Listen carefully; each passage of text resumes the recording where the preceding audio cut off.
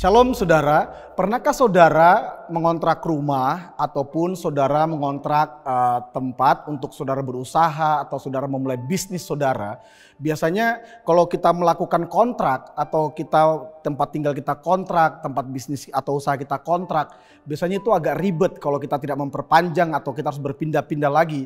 Biasanya orang lebih senang kalau tempatnya itu permanen, lebih menetap. Jadi kita nggak perlu sibuk untuk pindah angkat barang ataupun yang lain. Nah, hari ini saya ingin menyampaikan firman Tuhan tentang menetap di dalam kebahagiaan. Saya percaya juga bahwa orang lebih suka menetap dalam kebahagiaan daripada kebahagiaan itu pindah-pindah ataupun kebahagiaan kita itu tidak permanen dalam kehidupan kita. Sebenarnya dari pihak Tuhan, Tuhan mau kita supaya tetap selalu ada di dalam kebahagiaan. Karena memang itu adalah rancangan Tuhan dalam kehidupan kita sebenarnya. Nah, bagaimana supaya kita bisa menetap dalam kebahagiaan? Firman Tuhan berkata dalam Mazmur 25, di dalam ayat yang ke-12 dan 13 dia berkata, siapakah orang yang takut akan Tuhan, kepadanya Tuhan menunjukkan jalan yang harus dipilihnya.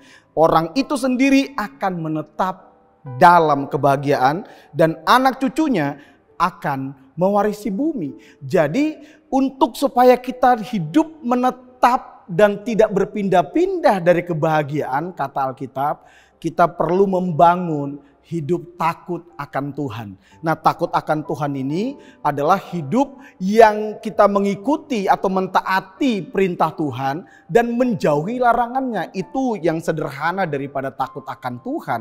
Takut akan Tuhan juga biasanya cirinya, sifatnya adalah orang yang rendah hati, orang yang mau dipimpin, orang yang mau dituntun karena dia tahu dan dia sadar bahwa tuntunan dan pimpinan Tuhan itu seperti terang yang akan menerangi jalannya untuk membawa dia kepada tujuan Tuhan. Dan tujuan Tuhan itu adalah supaya saya dan saudara menetap di dalam kebahagiaan. Jadi kalau saudara mau menetap dalam kebahagiaan, hari ini bangunlah hidup yang takut akan Tuhan. Mengikuti perintahnya, mentaati perintahnya, dan menjauhi larangannya. Lalu membangun sikap rendah hati. Orang yang rendah hati itu sederhana. Orang yang mau dipimpin, orang yang mau dituntun, orang yang mau ditegur, orang yang mendahulukan kehendak Tuhan lebih daripada kehendaknya. Orang yang mendahulukan kemauan Tuhan lebih daripada kemauan sendiri. Itu adalah ciri orang yang rendah hati. Dan kalau itu kita hidupi dari hari ini, percayalah firman Tuhan yang berkata bahwa Tuhan sendiri yang akan menunjukkan jalan kepada kita supaya saya dan saudara menetap di dalam kebahagiaan dan kita menikmati semua berkat Tuhan dan penyertaannya yang ajaib. God bless you.